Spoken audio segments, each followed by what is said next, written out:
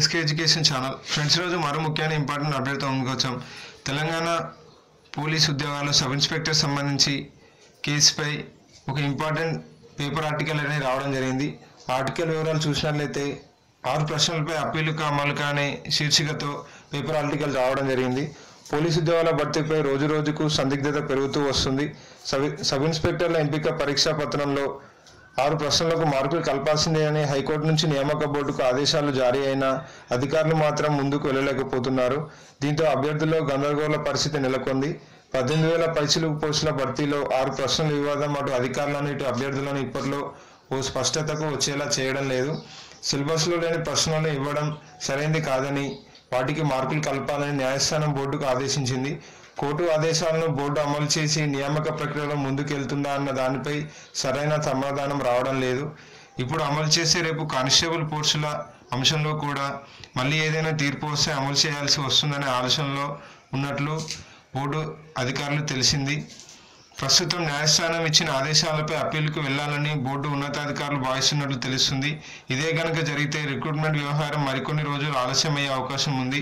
Notification ఇచ్చి 8 నెలలు అవుతున్న పోలీస్, జైళ్లు, అగ్నిమాపక శాఖల్లో ఎస్ఐ, కానిస్టేబుల్ భర్తీ సంబంధించి గత ఏడాది మే 31న నియామక బోర్డు నోటిఫికేషన్ విడుదల చేసింది.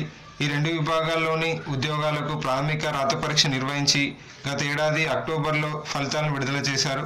భర్తీ ప్రక్రియలో తర్వాతి దశ అయిన శారీరక కొలతలు మరియు శారీరక సామర్థ్య పరీక్షలకు డిసెంబర్లో నిర్వహించేందుకు ప్రణాళిక విడుదల చేశారు.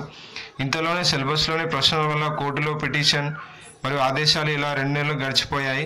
తీరా ఇప్పుడు అప్పీలుకు వెళ్లడం, రాష్ట్రంలో వరుస ఎన్నికలు వస్తుండడంతో నియామక ప్రక్రియ మే తర్వాత జరుగుతుందన్న అనుమానాలు అభ్యర్థుల్లో తీవ్ర ఉత్కంఠకు దారితీస్తున్నాయి. దీంతో వారు కోచింగ్ సెంటర్లో వేలకు వేలు పెట్టి పొందుతున్న శిక్షణ ఆపేసుకోవడమా లేక కొనసాగించడమా అన్న అంశాలపై తేల్చుకోలేకపోతున్నారు. అటు బోర్డు అధికారులు సైతం అభ్యర్థులకు సరైన వివరణ ఇవ్వలేకపోవడం అధికారులకు కూడా ఆందోళన గురిచేస్తుంది. 2012 నుంచి ఇదే కథ నడుస్తుందనగా ఉమ్మడి రాష్ట్రంలో 2012లో పోలీసు ఉద్యోగాల నోటిఫికేషన్ ఇచ్చారు. ఇది 2012లో అయిన సాంకేతిక పరమైన అంశాలతో కోర్టుల చుట్టూ తిరిగి చివరకు 2014లో ప్రక్రియ పూర్తి చేశారు. తెలంగాణ ఏర్పాటు తర్వాత నియామక ప్రక్రియను పూర్తి స్థాయిలో ప్రక్షాళన చేసి కొత్త విధానాలను తీసుకొచ్చారు. ఈ మేరకు 2015లో నోటిఫికేషన్ ఇచ్చిన దాని ప్రక్రియ మాత్రం 2017లో పూర్తయింది. దాన్ని తిరిగి 2018లో విడుదల చేసి కూడా 8 నెలలు గడిచిపోయి కేవలం ప్రాథమిక పరీక్ష పూర్తికే పరిమితమైంది.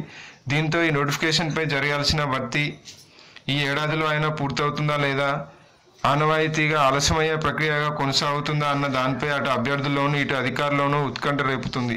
సో ఫ్రెండ్స్, ఇది తెలంగాణ పోలీస్ సబ్ ఇన్స్పెక్టర్ మరియు కానిస్టేబుల్ సంబంధించి పేపర్ క్లిప్ సంబంధించి కేసు వివరాలు. ఫ్రెండ్స్, నెక్స్ట్ ఎటువంటి అప్డేట్ వచ్చినా మన బీఎస్కే ఎడ్యుకేషన్ ఛానల్లో పోస్ట్ చేయబడుతుంది. మీకు ఏమైనా డౌట్ ఉంటే వీడియో కింద కామెంట్ చేయండి, అక్కడ రిప్లై పడుతుంది. మరికొన్ని ఇంపార్టెంట్ అప్డేట్స్ కోసం మన బీఎస్కే ఎడ్యుకేషన్ ఛానల్ సబ్స్క్రైబ్ చేయండి.